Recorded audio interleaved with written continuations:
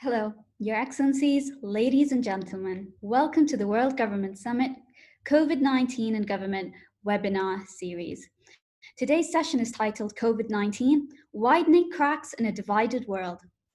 Please, before we do start the session, I'd like to remind everyone that we are taking live Q&A for today's session.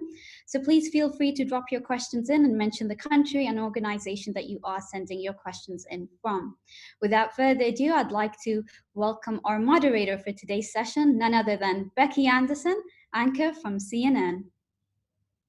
Thank you very much indeed, and welcome to everyone joining us today. For those of you who don't know me, I'm Becky Anderson, host of CNN International's nightly news show, Connect the World with Becky Anderson, broadcast from our global programming hub in Abu Dhabi, where I am also managing editor. Now, before the global pandemic grounded all international flights and made previously unimaginable quarantine rules part of our daily routine, I would spend nearly half of the year on the road reporting from the Middle East and Europe. But then the world, of course, came to a stop, and so did I.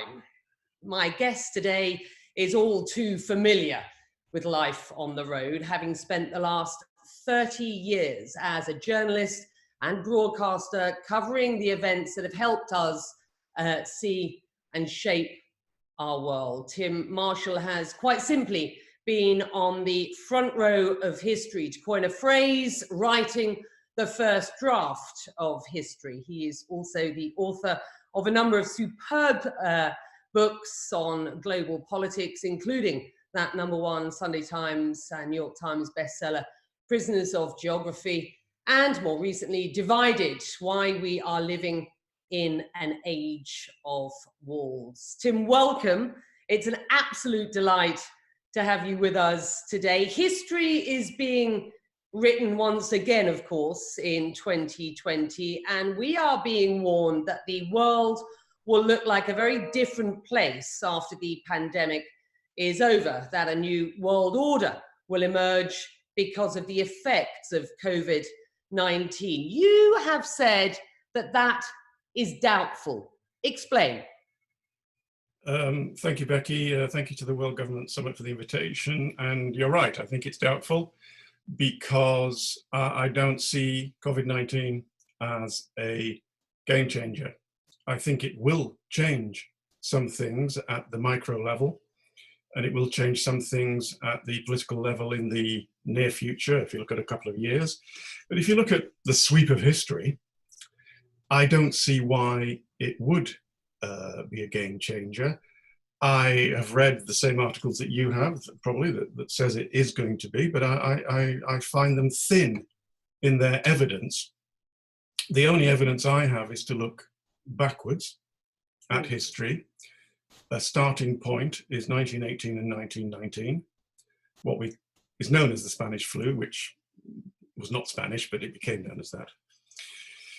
And I would put the question to people that say this is a massive game changer. How come the Spanish flu, which killed between 50 million and 100 million people, in what way did it change history? And then I would put against that the fall of the Ottoman Empire, the creation of the different nation states, the dismantling of the Austrian-Hungarian Empire, things like the German stab in the back theory, which led to the rise of Hitler. And and the Great Depression, all those things that flowed through the 1920s and the 1930s, I asked people, in what way did the Spanish flu affect them? In what way did it alter the trajectory of what people then expected? And I don't think it did.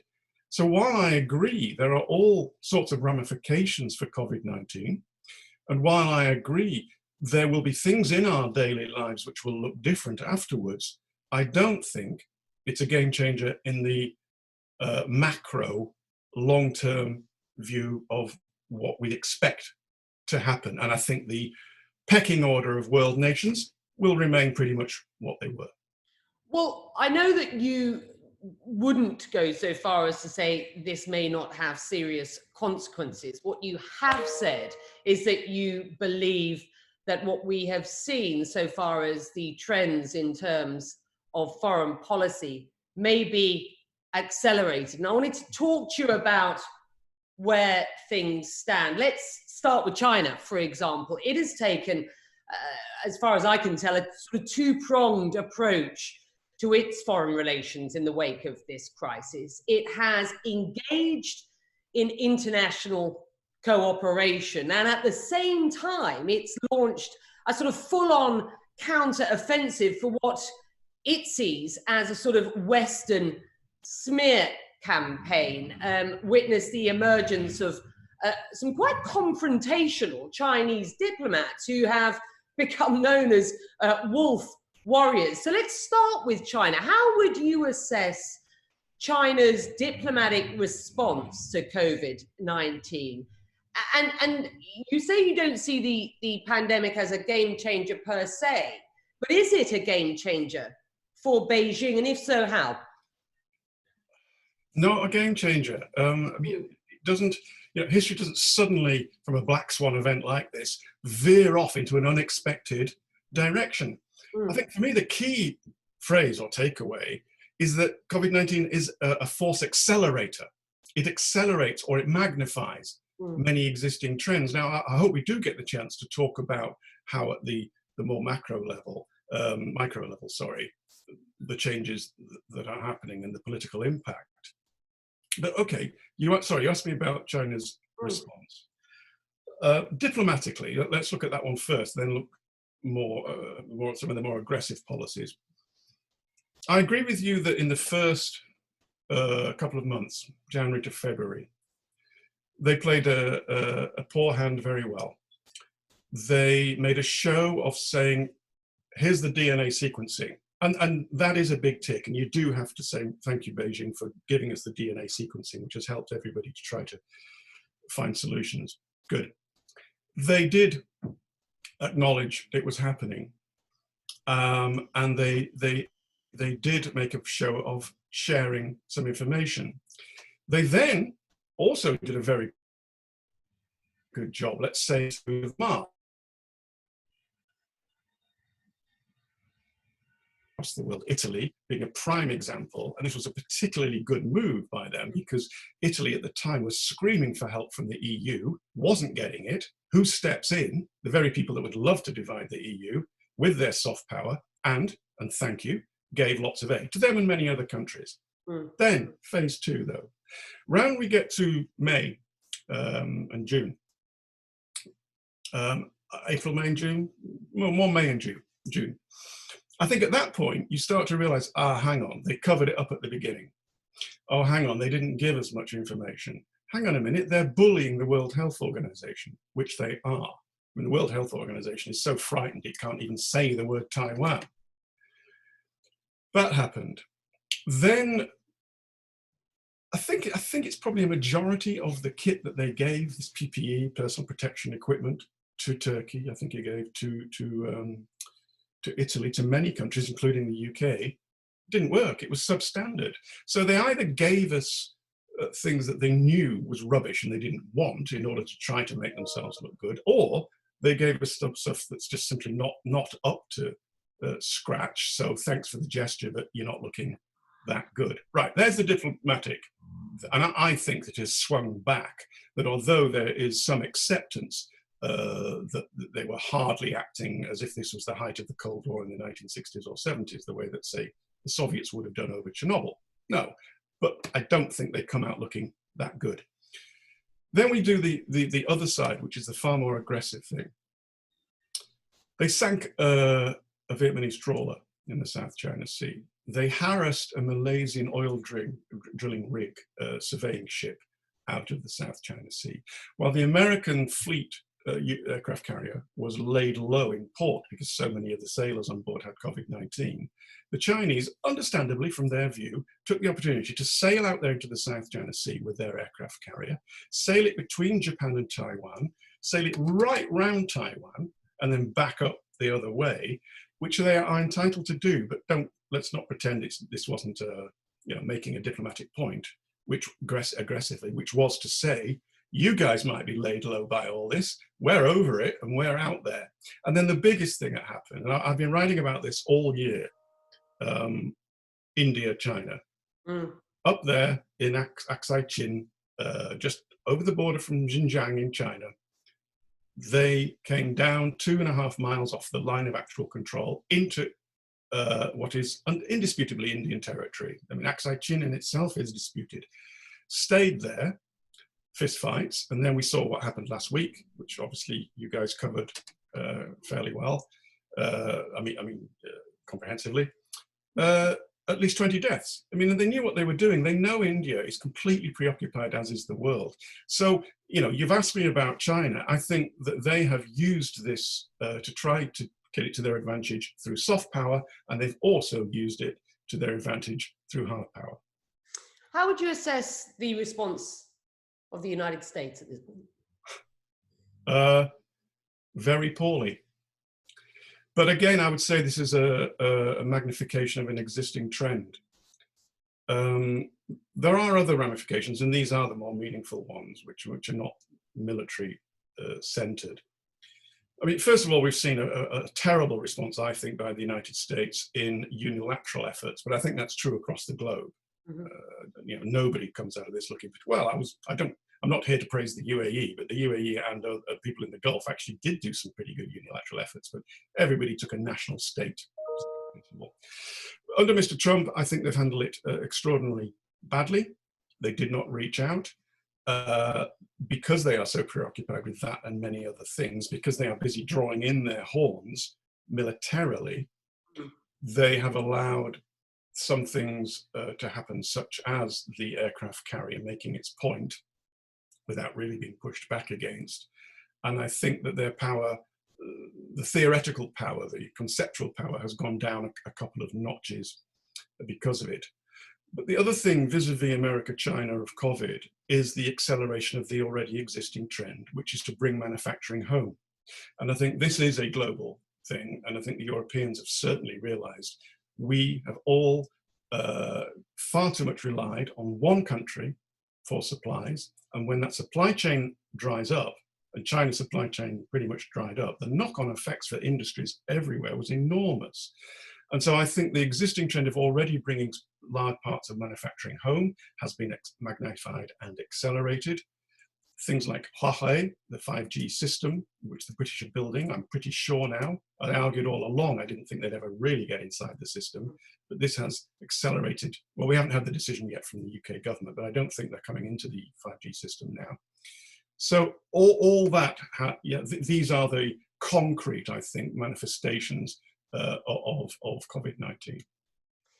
You brought up the UAE, and I just want to sort of continue this thought before we move on, because domestically the GCC and the UAE in particular did respond very quickly to the threat of COVID-19. I'm interested in this diplomatic effort that we've seen from the Gulf, and indeed, you rightly point out, China, on the humanitarian and medical response, which can often, and was quite rightly suggested as opportunities for soft power.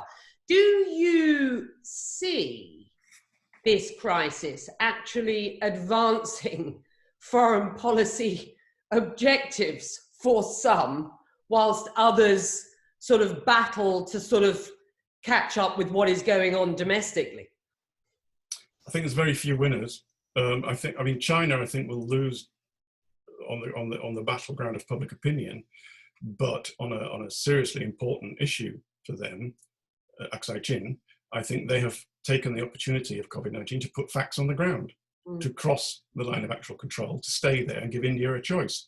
You can talk from dialogue as much as you want, but we're not leaving, which leaves India a choice. Accept new facts on the ground that China is now further advanced into India, or do something about it militarily, which I don't think will happen, but we'll see. So they have used it, and on that particular point have won. The UAE, we're not here to praise the UAE or the GCC on anybody else necessarily, and obviously it has faults, as everyone does. But I did note that it worked within the GCC for a unified response in the way that the European Union absolutely didn't. And the European Union has taken another hit on this. They couldn't agree anything. They the Italians and others screamed for help. They didn't get it. And when the EU put in this mechanism of civil protectorate, or some policy, and then they said to the southern EU countries, oh, we want you to have loans from us, which we'll dictate the terms of, as opposed to saying, you're in trouble, you're not as rich as we are, but we're all equal in the EU, here's some money. They didn't do that at all. So I think it has diminished the foreign policy of the EU. When all the different EU countries began to come out of lockdown, they did it individually with their own individual decisions. And by the time Brussels came out with its blueprint, all the other countries had already gone down their own individual roads. Sorry, to bring it back to the UAE, sorry to jump around so much. I mean, 27 billion, I think it was, that they injected into the economy. I mean, the UAE is a rich nation, group of nations, but that's a lot of money for a relatively small, albeit rich nation, to inject into the economy. And the last thing I think is worth pointing out, and this is soft power, the PPE and the aid that was given to Iran. You know, I mean, we know the tensions between the UAE and Iran. But this was a moment which was a genuine humanitarian moment, but also, let's be fair, it was also a diplomatic soft power moment to give aid to your biggest regional competitor, enemy, not enemy, but potential rival.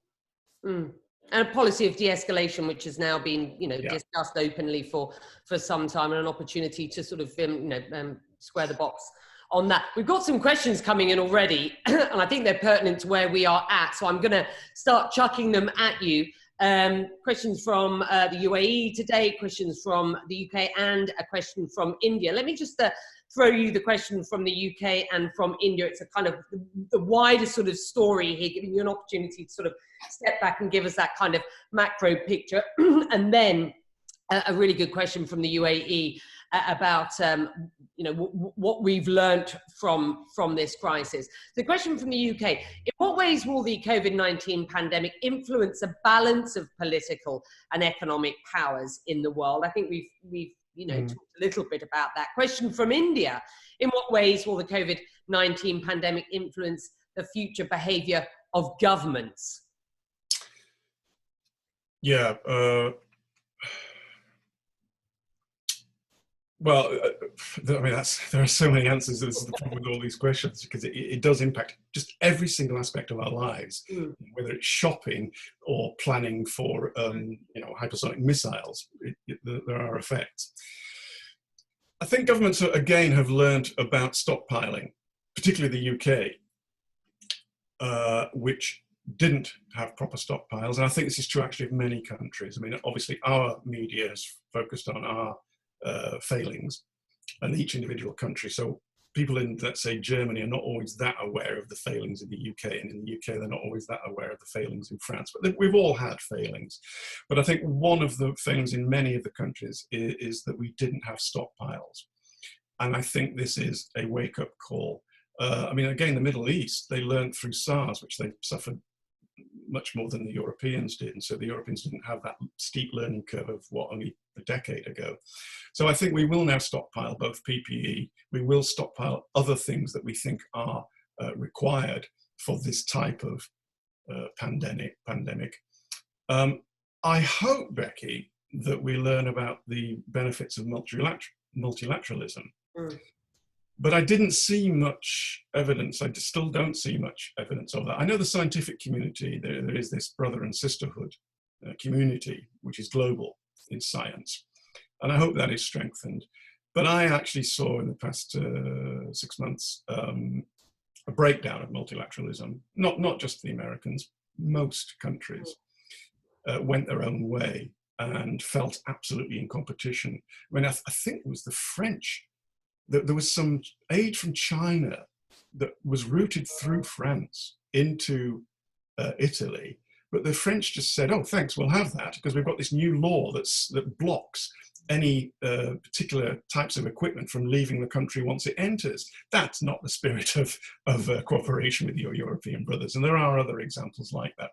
So I hope they learn about the benefits of multilateralism. I hope they learn to try to work together within the world bodies, whether it's the WHO or the UN in general, the EU, GCC, etc., etc. Because, you know, it's not a platitude to say we're stronger together. Another way to bring it back to what I know that the government summits are all about is to build strong, resilient, and I personally believe democratic governments, which are open to the world. But those last bits, they're more hopes than what I think we have learned. I worry that some countries, the lesson that they will take from it is what the French call sauve-qui-peut, which is roughly translated in English as every man for himself. You've written a series of fantastic books, Prisons of Geography, Divided. You've also written a fantastic book on football chants as well. I'm going to come to a bit of that later on. But I just wondered if, when you consider the conceit of this series of books that you have written on geopolitics, whether you feel that if you were to write a sort of epilogue, as it were, post or in and post COVID, whether anything that you had written might change. What do you see as we move through this period of this pandemic as bringing us together, and perhaps more importantly, in dividing us? Yeah, I mean,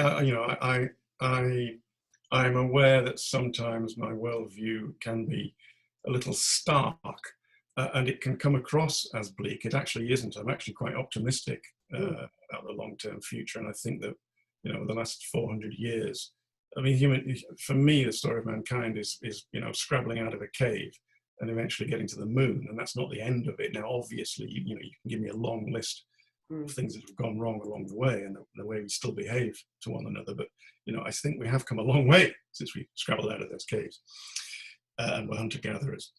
But we're still working on it.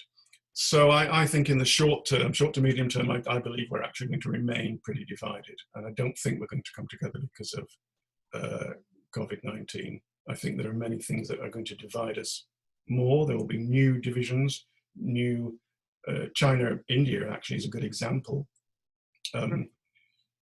Sorry, to come back to the point you made about what would I write as the epilogue.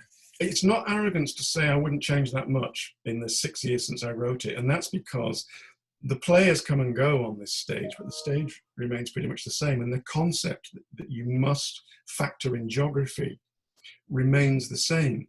Now, I argued then that war between India and China was unlikely and difficult because of the terrain, because they've got this massive wall between them called the Himalayas. And I said that we may see flashpoints at sea, and I think that still may be the case. What technology has done and does is bend the bars of the prison.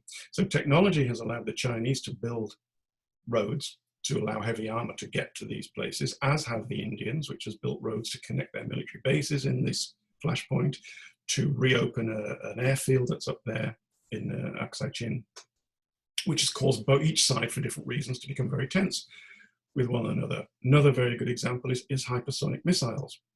People said, oh, cruise missiles made a joke of geography, or long-distance aeroplanes. They don't. They simply change your perspective on geography. Now, hypersonic missiles are coming.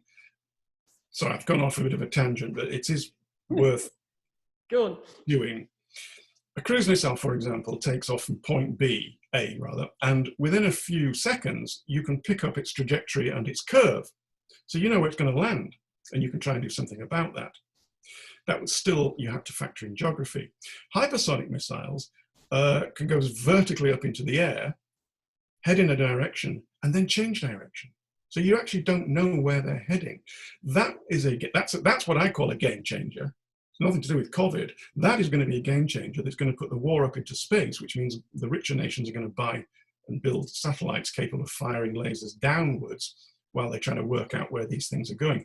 That's the sort of thing that changes history and changes the trajectory of things, not a pandemic. Sorry, I'm not sure I answered your question. I think I went on. No, and it was an example. You made some good points, which have elicited this question from the audience. Where will the new non-tangible divisions emerge from if it's not COVID-19? I mean, I can give you tangible, which for me, tangible divisions will be India, China, going back from what has just happened this year. China, USA, we knew was coming, and I think has been magnified and accelerated. You know, it is the great division of the 21st century. Hopefully they work it all out. I think China, Australia is a good one to watch.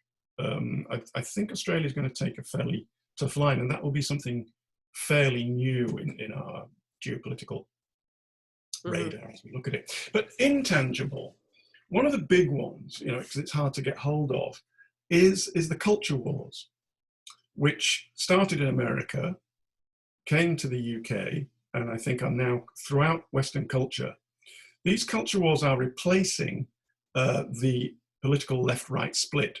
Now, there are sometimes the culture war does fall down on one side or other of the left-right political split. But increasingly, I mean, Brexit's a good example. And there is a COVID connection with this I could make. Brexit's a good example because you can be left-wing and be for Brexit, or you can be right-wing and be for Brexit, and vice versa. You know, this is not a straight left-right fight. This is about other things, and it's partly to do with culture wars. Or if you look at transgender, if you look at gay rights, if you look at a whole heap of the culture wars that are being fought, I think that is absolutely rooted in our cultures now. And I think we will be fighting these wars. And I think that the political battles already take notice of them. Black Lives Matter is an example. So I think that's a new intangible division, which is absolutely in our culture. No, good point. What do you make of this? Another question from the audience. What are some of the division points which transcend geography? Again, this is clearly somebody who's read the book. For example, they've got here technology, and you've spoken to that, media, space investment, ideology and belief. Yeah, I mean, ideology and belief already there. Again, religion, I'm afraid, will continue to divide us, whereas it should unite us. It doesn't matter really much which religion it is, it's supposed to unite us. The culture wars I mentioned. Space, yeah, I think that's going to be another division because, and again, geography doesn't stop, and we'll have these new geographic factors to factor in, such as, well, at what point above my country is that my airspace? So can you park a satellite in space, and can you allowed to fire from it? And, you know, technology is way ahead of international law on this. The jobs is a very good one because it's going to be so, oh, can I very briefly just go back to Brexit? And I said COVID. I think it will accentuate those people that voted Brexit for nationalistic reasons and will seize upon COVID as well. We need to secure our borders, and I think that's going to play right across the European Union. But back to jobs, this is going to increase some of the divisions, I'm afraid, because automation is coming very quickly. Sometimes you don't even notice the changes. I'm trying to think of examples. When I was a kid, we had bus conductors, so you'd get on a bus and there'd be somebody driving it, there'd be somebody else on the bus selling you tickets and walked around. I mean, this is inconceivable. Why would you bother with them now? You wouldn't. Well, supermarket checkout people. Do you think they're going to be here in 10 years' time? No. And that's going to be the case, you know, in different examples of different industries. And so there will be new jobs created. You know, it's not going to be a job massacre, but there are going to be job reductions through automation. And the point is that because of climate change, and because of poverty, and because of conflict, the population movements we've seen this century, I don't think have peaked. And consequently, the people from the areas who are afflicted by, mostly by climate change, conflict and poverty, are going to come to the areas where automation is going to start first and get rid of all these jobs, notably manual jobs. And so there's going to be a great deal of tension as the movement of peoples continues and possibly grows to the very places where the jobs are slowly going away. So this is going to be an inflection point, I think. At some point, you'll get critical mass of movement of people and critical mass of automation. And during that period, it'll be very interesting. I mean, you've probably heard of the Luddites used to smash up machinery during the Industrial Revolution. We'll see a version of the Luddites for this century. Fascinating. All right. Question from the UAE. There are so many ideas and ways to work that were not considered possible, which before COVID and before the lockdown, before the restrictions, which then became a real reality quite quickly. Remote working, digital signatures, quick turnaround and approvals, for example. Why do you think it took a pandemic to adopt these? And why did the pandemic make these things possible that for so long, it seems we resisted? Yeah, these are the micro changes will be meaningful, and we may never go back. I mean, yeah, working from home is one thing. There's a number of factors here. I think one is that you had a lot of bosses who just didn't buy into the idea that you could be efficient without having everybody in there, possibly because they thought you couldn't trust people. And I hope that this has shown that remote working, obviously in a limited amount of sectors, is possible, can be very fruitful and remain profitable. And I mean, I'm hearing lots of people saying, yeah, actually, you know, we've learned through this, but it took a pandemic to force people to experiment with it. I mean, there is also that face-to-face thing, that looking in the eye. I mean, politicians, you know, particularly like to do that, because when it gets down to one person and one person in a room and they look at each other and they say, all right, do you agree with that? And then down the line, they both know what they actually agreed. You know, you can't really do that remotely. So there was this reluctance to do it quickly. And I think there's no going back now. I think it was a incredibly slow trend, which will now be slightly accelerated. But you know, when people say, oh, we're never going back to the old ways, I am sure in 2 years, for example, if this thing has gone away or is kept to a very manageable level, when you're in a traffic jam on the way to the airport, Becky, in August, let's say you're in London visiting friends and you're trying to get to Heathrow, but you're in a traffic jam because everybody's trying to get a plane to go on holiday. You tell me if the world's changed completely forever from that 2020. I think we'll go back to living mostly as we are. Sorry, quick look at other the micro things. Shopping, yeah, shopping. I mean, I don't know if you've seen it already. You go in a shop in one door, you follow an arrow, you follow the arrow, you go to the counter, there's a plastic screen, you put your card contactless, don't want your cash, thank you very much, and you walk out of another door. That sort of thing also we may never go back to shopping the way we used to. No, I mean, I'm just looking out the window here. I'm in London at the moment. I mean, to all intents and purposes, it might as well be just a regular, and it's a Sunday and it's busy outside. You know, I mean, there's a road just next to me here, which is always built up, and it was built up once again yesterday. So, I mean, you know, London at least is on the move, whatever the politicians say or tell us to do, it seems. A question from the audience for you. We are getting slightly short of time. How do you think historians will write about COVID and how countries responded 100 years from now? I don't know about you. I've done a fair bit of reading on 1918, 1919 Spanish flu and how it devastated people.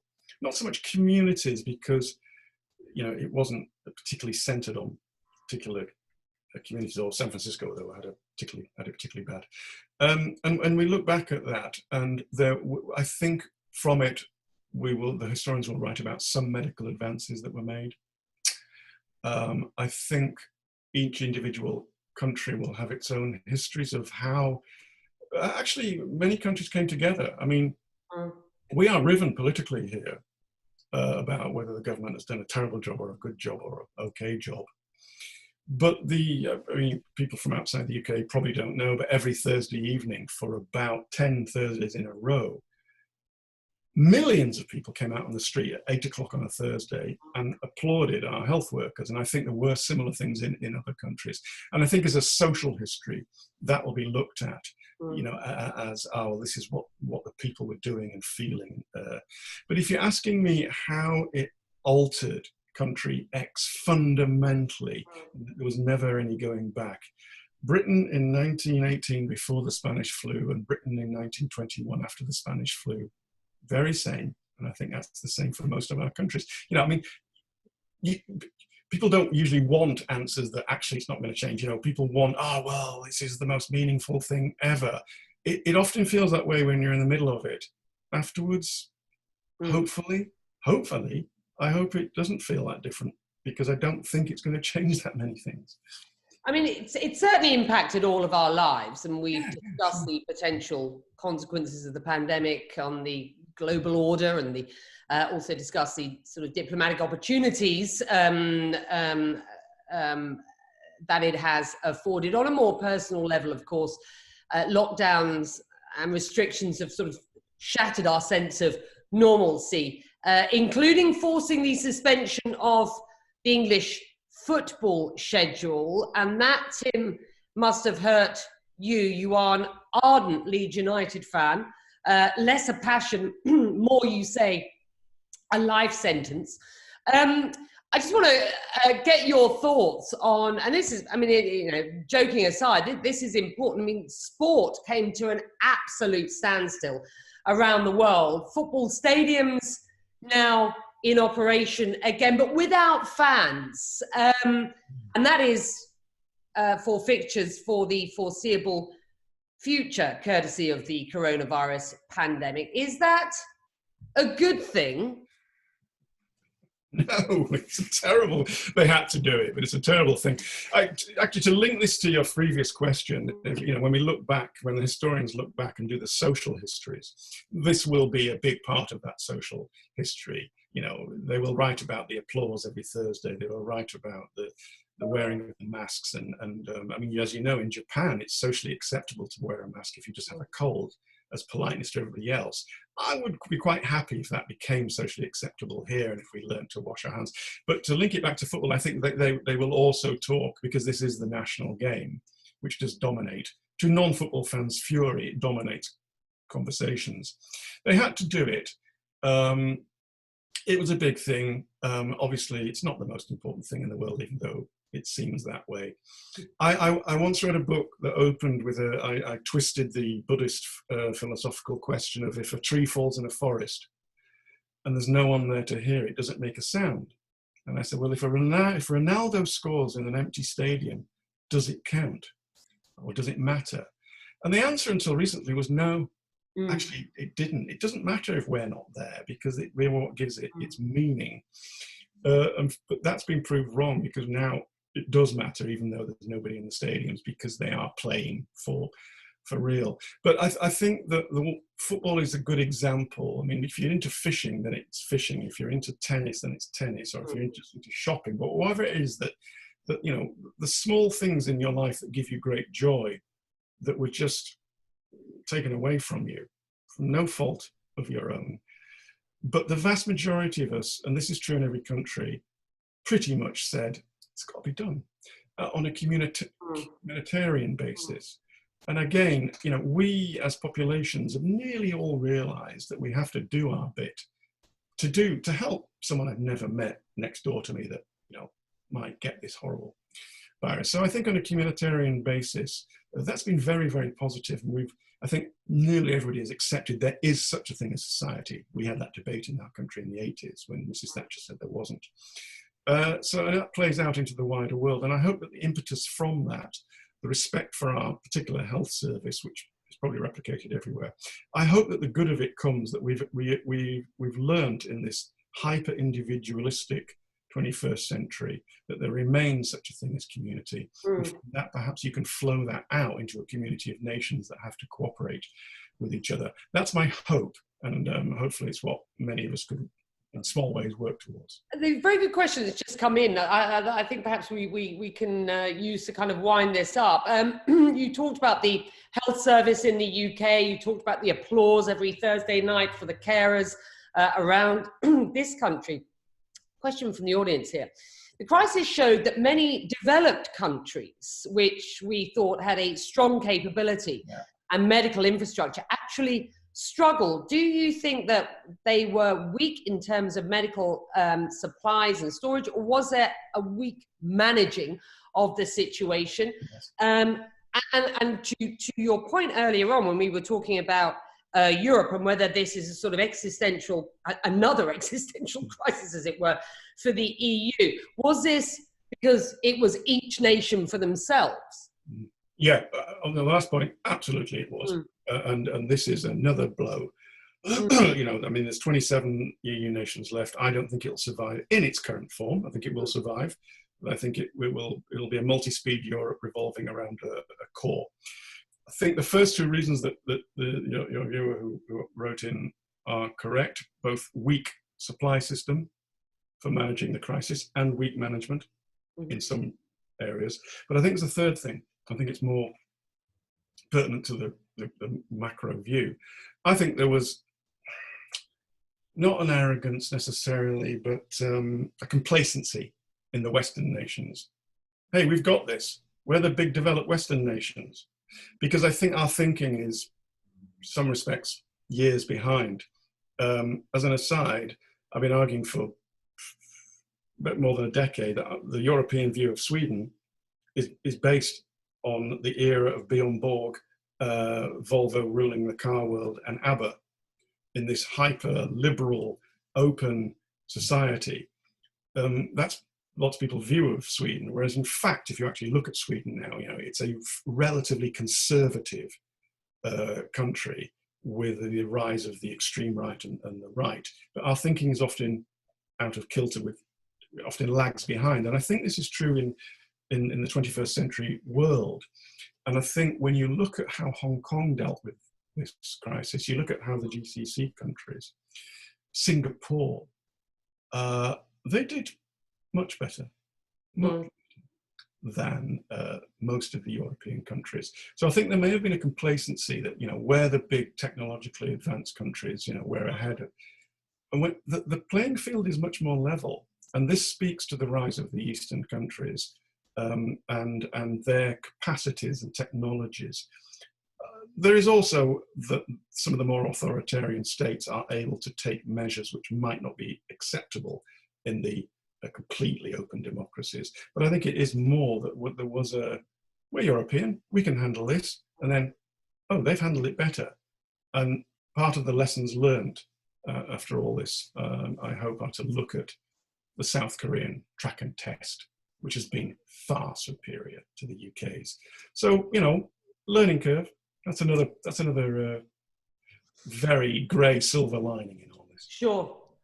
I mean, much discussion about whether this is the end of globalization. We've been having that discussion, and that narrative's been out there for some time. But certainly we've seen this sort of, you know, the kind of localization, even on a very micro basis, in the provision of food, for example, in the UK, that has been the clear result of a problem with supply chains, for example, at the beginning of all of this. This pandemic, and I want to sort of close out with your thoughts on this, this pandemic has dominated, and rightly so, the headlines for 3 months now. What we were talking about before this pandemic around the world, and what had become very fashionable as a topic for discussion, was climate crisis. And we've got a question from the audience here.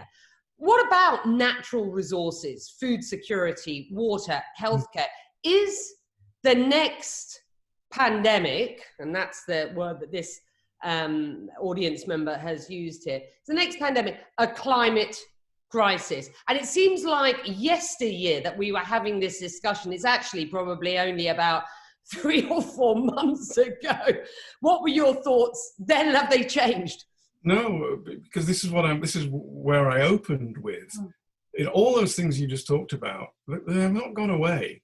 The fact that the population of Africa is going to double within 50 years has not changed. And the consequent probable movement of peoples that will flow from the doubling of the audience, that hasn't changed. The climate change hasn't changed. The modelling of it, which will put large parts of the bottom third of Bangladesh being flooded and causing people to move. None of this has changed.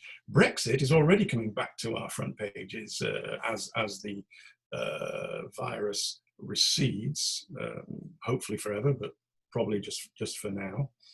So all these things are going to come back. We're going to have to talk about them all, deal with them all. I am in no way complacent about COVID, although I think I think inevitably complacency is creeping in to the culture. You know, I see it every time I go outside the house, with people shaking hands, and footballers today spitting on the pitch. You know, complacency, if and when it comes back, it will dominate the news again. I personally have a lung condition that makes me not at most risk, but you know, I am at high risk, so I'm in no way complacent about this. So it'll come back, but these other issues are actually bigger issues, and they've never gone away. They will come back. I would like to end on a positive note, which is because I said I'm you know, I think I sound fairly you know, woe is me, end of the world. Far from it. I think we've always had these challenges. Every generation says, you know, oh, things are terrible, the world's gone to hell in a handcart. And it hasn't. Things are actually better than they've been for most of our history. So I remain positive like that. We mentioned briefly AI, we didn't mention AI, but we mentioned technology and artificial intelligence, which I think will solve many of our problems, water being one of them. We may well discover how to desalinate water, or AI might. We may well discover nuclear fusion, thereby giving us unlimited free electricity, which will enhance everybody's lives without contributing to climate emissions. So I'm actually a positivist. I'm an optimist, but I do think we are going through a very, very bumpy time. We will do for many years to come. COVID-19 has, you know, really hit us, and economically we are going to struggle to rebound from it. It'll probably be as devastating as the 2008 financial crash. That took us 10 years to get out of. You know, it could be of that magnitude. But overall, we're on the up. The eternal optimist. He's a Leeds United fan, so needs to be so. You need to be, yeah. At the top of the championship at the moment. Will they bag it or bottle it in their hopes and aspirations for Premiership League football next season? Tim? We had 8 games to go. We were 7 points clear. We didn't win, but neither did the others. We've got 7 games to go and we're 7 points clear. It'll be fine. Just like humanity, it'll be fine. Good luck. Good luck. Tim Marshall in the house, everybody. He says you may have heard that the world will look very different after the pandemic is over. He, though, is doubtful. He says if the crisis is over by something like 2022, we will emerge, or what will emerge is something which will look similar to back in the day, January 2020. That is not, though, to say, he says, that there will not be serious consequences. But he believes that most of the existing trends will continue to exist, perhaps quickened in their pace by this pandemic. It's been a joy having you on, Tim. Thank you so much. Thank you very much. Best with the football as well. It's always good to have something, something to look forward to in these wretched times, as it were, when we've been under lockdown and restrictions, but things are beginning to work again, aren't they? And to the World Government Summit, thank you very much indeed for allowing us to have this discussion today. I hope you, the audience, enjoyed it, and all that remains from me is to hand you back to the organisers and to Reem. Reem. Thank you, Becky. Thank you, Tim. Thank you, Becky, for such an insightful session. I think one thing there's been a lot of things to wrap our minds around after this, but I think one thing to keep in mind is that there are a lot of opportunities that we need to take hold of and grasp at this point. There are a lot of trends that, Tim, you mentioned that have been cooking in the pots, in the sense, for a long time now. It's our duty to take these warning signs and through collective action, through multilateralism, actually enable different ways and positive outlooks to achieve positivity around the world through different modes, such as technology and vice versa. So I would like to say thank you to everyone. Stay safe. And for everyone who's in the audience, we also have a session tomorrow tomorrow it is actually a whole forum on virtual health, and it's going to be quite exciting with the World Health Organization and Dr. Tedros, Director General, giving a few key notes. So thank you, everyone, and stay safe, and it's been a pleasure to have you all. Thank you. Thank you.